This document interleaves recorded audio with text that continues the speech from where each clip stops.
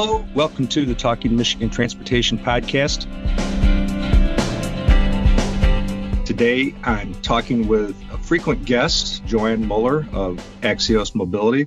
She actually writes their Future of Mobility newsletter and does more reporting on everything across the spectrum of automotive developments than anyone else in the business.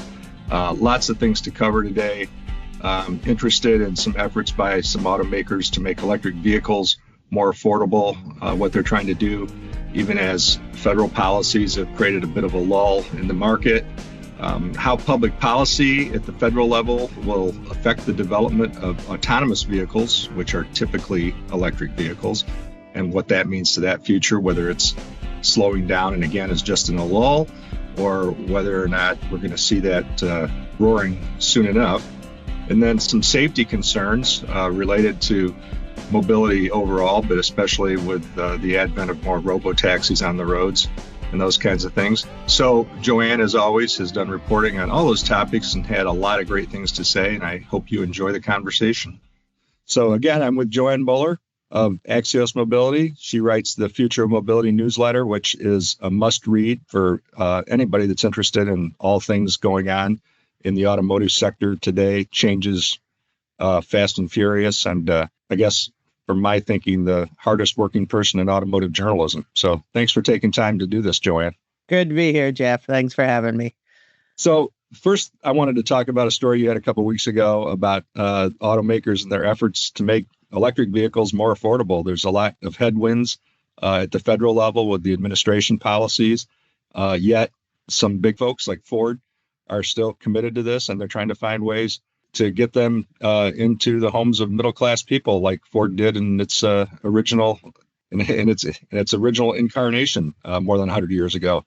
So talk about some of those things and how some of the other automakers are doing those things too. Yeah, exactly. So, the challenge is these are expensive technologies. And the only way that you can make a good, solid business out of them is if you have, you make them at scale. The automakers are masters at mass production. But if you're selling EVs in small volumes, they just end up being money losers. So the challenge is to get the costs down so that you can make them affordably at mass levels. And so, everyone is doing this. Certainly, GM has been working for some years, and they've got a lot of different models coming off the same basic platform.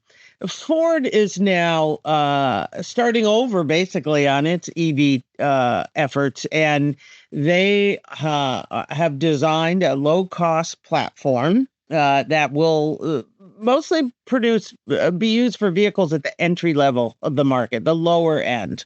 So what we're talking about here, the first vehicle is going to be a small or a medium-sized pickup truck. And I think that, then there will be other versions that come off of that. And the idea is to get the cost of that platform way down. And then they can make them share the different, they call them top hats, different top hats on the same platform. And you can make a lot of money that way, in theory. What's the mid-size pickup they'd be talking about comparable to now to mid-size pickups that Ford, GM, Stellantis produce? It's probably going to be a little bit bigger, I think, than the Ford Maverick, which is a hybrid on the market today. Maybe Ranger size, but probably not much bigger than that. I think they eventually have plans for another larger pickup truck that's electric. I forget, that plan has gone on and off a couple times. Yeah, but they're talking like $30,000 range, right? So. Yes, that is the goal, to get, the entry, the starting price. Now, who buys the car at the base trim? They always quote these great low prices, but once you get, the amenities that you want, you're paying at least $5,000 more. Yeah, can you even find a car with just the base trim on a lot, do you think? I have driven a couple of them that are base level for around 25,000 sedans. These are, and they're not coming from the domestic manufacturers. I'll say that they gave up on that market a long time ago. That makes perfect sense. I think the strong Michigan connection there, obviously besides Ford, is that the batteries for this would be produced at the new plant, the Blue Oval plant they're building near Marshall. Is that right? That's correct. Yeah, those batteries, they're already producing batteries there. Those batteries will go into this vehicle. And they are a low cost chemistry. It's called lithium iron phosphate, LFP. And it is a technology that's been perfected in China. I think it was like everything, it was invented in the United States. Manufactured production was perfected in China, and they have all the components and materials that go into it. So Ford said, we need that technology. We're going to license it from China to put in our own 100% owned Ford plant. So you may recall this was rather controversial. A lot of people in Washington said, we don't want Chinese battery makers here. And Ford had to argue for a very long time and said, this is a Ford plant, Ford employees. We're licensing technology from a Chinese company so that we can learn how to do it and do it better and take it from there. So this is Ford's gamble. It's quite interesting. It was controversial, but they won basically, and now they're moving ahead with it. The plant is a little smaller than originally planned.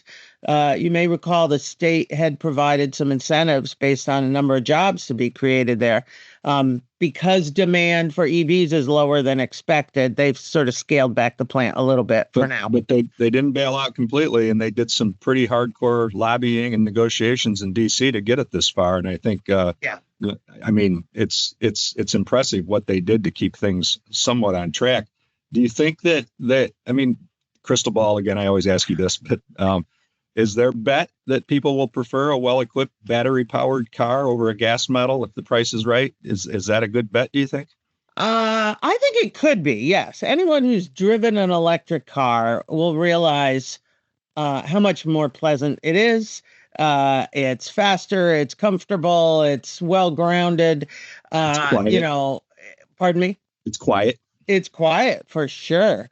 And it's just fun to drive.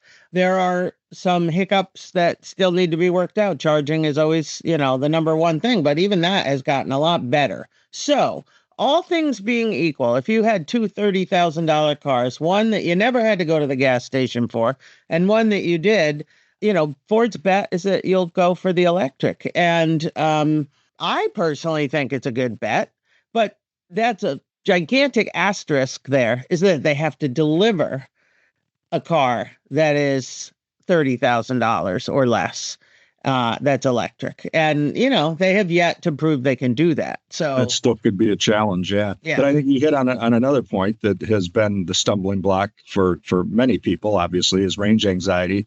And even with NEVI rolling out and having a lot of complications in Michigan and other states, they're still committed to the money that was committed during the Biden administration. And I think a lot of us had gotten the impression that this charger thing was just a huge challenge that was going to take a while to be overcome. But it sounds like there's actually been a lot of progress with charger infrastructure. There really has. And I think it's important for people to understand that this NEVI program you speak about that was under the Biden administration is a very small piece of the overall electric charging architecture that's being installed everywhere, the infrastructure rather. And most of the chargers are being built with private capital. Companies like EVgo, and ChargePoint, Electrify America, these and a lot of other ones. It's a very fragmented business. But the NEVI chargers you talk about are highway chargers all across America. That's an important security blanket for people to know that if they go on a long trip, there will be chargers. So that's why the Biden administration created that plan. But they know that most people are actually charging either at home or in their neighborhood, at the Walmart or the Meijer parking lot. And you've had some reporting on that too, and how those charging hubs have grown and have like several ports now, right? Yeah, yeah. The size of the charging stations is getting bigger. They used to be maybe two or four. Now there are 8, 10, 12. Tesla has a station out in California that's 164 plugs. It's I read huge. that. That's incredible. Yeah. It's powered by the sun too. It's the solar powered, which is, I mean, that's very California, right? Right. Yeah, you certainly couldn't do that here year round. No, but it just shows that there are things you can do, that if you think creatively, you can solve these problems. So while in the big picture, that charging infrastructure has gotten better, and we saw, what Ford is committed to. The other side of this coin is some other reporting you've done on how the pullback of EVs has especially been hard on the South. Yeah, well, so during the Biden administration, a lot of incentives were provided for production of EV factories and battery factories and components for EVs. A lot of money poured in. Almost all of it went to the South, because, costs are a little lower, especially labor is a factor. Those plants down there are non-union. And so those were built in a lot of states that you would consider red states, where they might not necessarily favor EVs, but they certainly favor jobs. And Always a dilemma.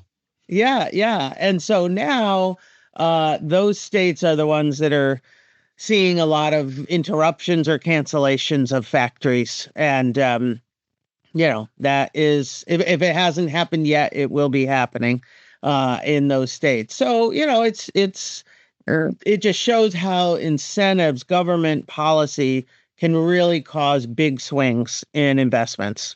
And frankly, a lot of wasted capital, because we've seen that's why GM, Ford, Stellantis, Toyota, Honda, Hyundai, Volkswagen, every one of them has had to make gigantic write-offs on their investments in EV manufacturing, because the demand wasn't there. And the incentives for EVs, taking those away also, made demand softer than it already was. And so you had all this money put into manufacturing things that nobody wants to buy right now. But if you talk to the top brass in many of those companies, people who are thinking about the future and have to look 20, 30, 40 years ahead, they still think that's the future, right? They don't, this is a lull. This isn't like you haven't killed off the concept. I think that's true. That's certainly what, the car makers are telling me, that long term, it's still going to be an electrified industry. But, I do wonder how all this will play out, though, because if you think about all the data centers to power AI and the demands, that's like the hungriest beast you've ever seen. And then you add in the electric vehicles and other things that are going electric, like a lot of gas stoves have to go to electric in some states, right? That kind of thing. So our demand for electricity is growing. So the question is, how are we going to produce all that electricity? But that we can't forget that this is always something people miss about electric vehicles. They actually can help with the electric shortage, right? So our cars are parked 90%, 95% of the day. If you think of them as a giant battery that is supplying energy to the grid rather than drawing energy off the grid, we can use our cars to help manage peak demand. In the afternoon, let's say, when demand for air conditioning and stoves and all that stuff peaks, the cars have surplus energy that can be used to power the grid. Now, this at the moment is a very early concept. It is being tested widely by GM and Ford and others, mostly in California, but in some other states too. And Texas is one. But this can happen. And, I do think in the future, cars are going to be not just powering our homes during blackouts, but powering our neighborhood all the time.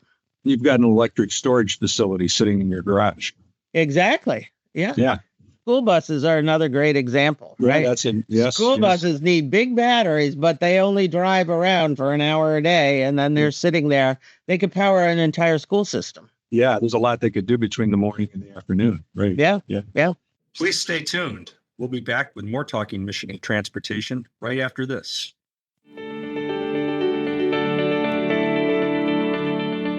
Even with the best planning, backups and traffic congestion can occur during road construction. This can pose hazardous situations for both motorists and construction workers, particularly when drivers are distracted.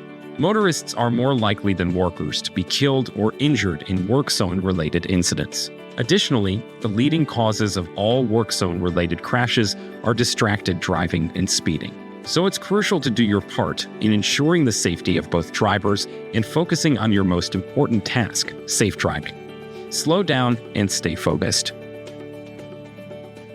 In D.C. last week, the American Association of State Highway Transportation Officials Transportation Policy Forum had a lot of discussion about the promise of autonomous vehicles and safety. And I remember writing congressional testimony for the MDOT director back in 2015. So, more than 10 years ago, talking about the promise of AVs and what it means in terms of lives lost on the roads and the fact that we accept, 30 to 40,000 people dying in car crashes. And we would never accept that if it was the airline industry. And what it means to people with disabilities and elderly drivers, the independence that can come with that. So it really struck me last week that here we are 10 years later, and we're not quite as far along as I thought we would be. But you've written about that too, and what Waymo and others are doing with robotaxis and things.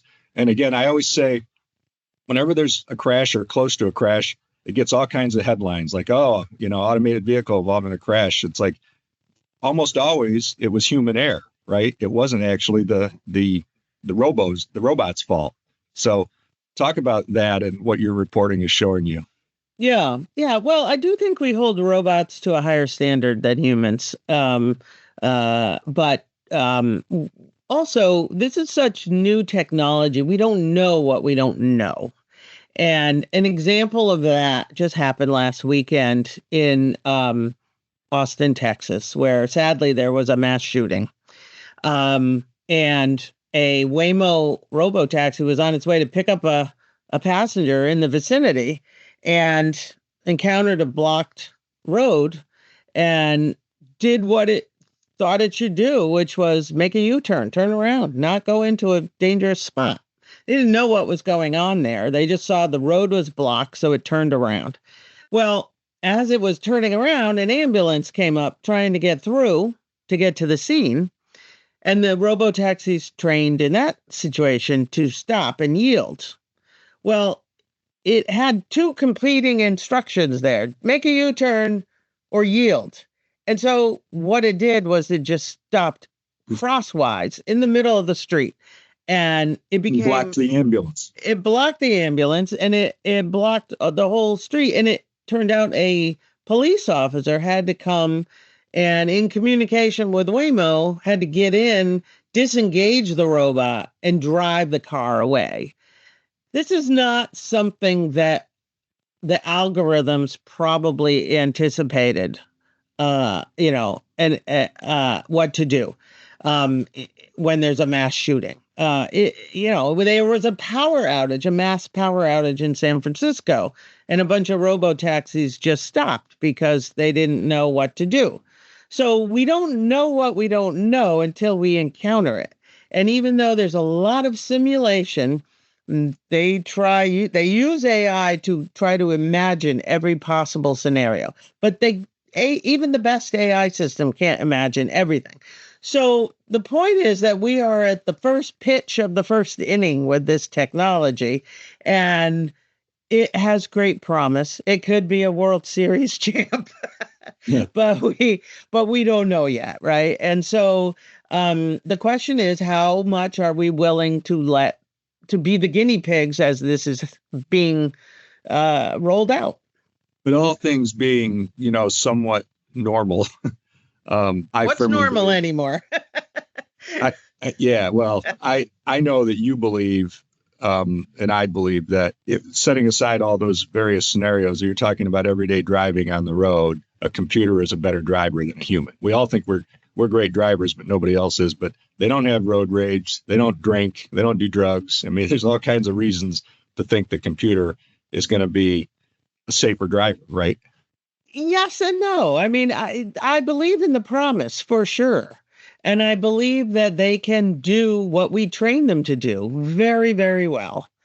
It's what robocars don't have that humans do have is common sense, is reasoning. We see things all the time that we have never encountered before. And we figure it out. And we make the best possible choice that we can based on what we know. The robots only know what they've been trained. And when they don't know, when they are seeing something they haven't been trained on, they are trained to stop and pull over. And that in itself causes problems. And I think that's what we're seeing right now. Can a robot drive straight down the highway without weaving, without getting distracted? Absolutely. They are well trained to do that. They're even now pretty well trained to drive around your neighborhood. They can see the person with the stroller or the kid doing something. The child that runs out from behind a couple rows of cars, right? Well, this just happened too, as you know, in California. But here's where my argument is on that one. Waymo said, our car, as soon as we saw the child who ran out between two parked cars, we slammed the brakes and we hit the child, unfortunately, but we hit them at 6 miles an hour. We did some AI computations and determined that if a human were driving through there at the same speed, their reaction time would have been slower and they would have hit the child at 14 miles an hour. What could have happened, if the child is hit at a faster speed? Okay, that's good. But when I drive through a school school drop-off zone, I'm going much lower than the speed limit. I am looking everywhere. Or I might even, if I don't have to drive through there, I'm going to take a different route. These are the things that humans reason and use common sense that the robot doesn't. Yeah. And so Waymo still has to perfect its system to try to give it some of this common sense. But ultimately, humans have superior brains than robots. Yeah, no, that's a really good point. I would only say that not every driver is you driving more carefully in a school zone. Oh, totally. Humans are bad drivers. I will not disagree on that. But they also they're better at reasoning. Yes, I think that's true. Well, lastly, and this is related to safety, because you and I could talk about these things for so long, and I love your perspective. But the one that really caught me was your story about how crashes go up when new music is released. Talk about that. Yeah. Well, so some Harvard Medical School researchers, everybody knows that smartphone distraction is a thing, but it's very hard to measure in the real world. And so they set out to try to figure out what happens when we know people are probably using their smartphones. And the best proxy for that, they said, was when big albums get released by Taylor Swift or Bad Bunny or Drake, whatever. And so they looked at 5 years of data and they compared the federal database for fatal accidents with Spotify downloads over the same period of time, 5 years. And they found that on the days when big albums were released, streaming went up dramatically, and so did fatalities. That's a correlation. It doesn't necessarily, it's not a causation, but it does make a lot of sense to me. Yes, it does. It absolutely does. I don't know what you do about that. I guess you hope that as the technology gets better for hands-free driving and things that people can do so they don't actually have their phones in their hand, which you're not supposed to do when you're driving in most states, including Michigan anyway. Yeah. That reduces that. But Joanne, as always, I appreciate it. I want to be sensitive to your time, but I really always enjoy these conversations and your insights. Well, thank you, Jeff. Great to be with you. I'd like to thank you once more for tuning in to Talking Michigan Transportation. You can find show notes and more on Apple Podcasts or Buzzsprout. I also want to acknowledge the talented people who help make this a reality each week, starting with Randy Debler, who skillfully edits the audio, Jesse Ball, who proofs the content, Courtney Bates, who posts the podcast to various platforms, and Jackie Salinas, who transcribes the audio to make it accessible to all.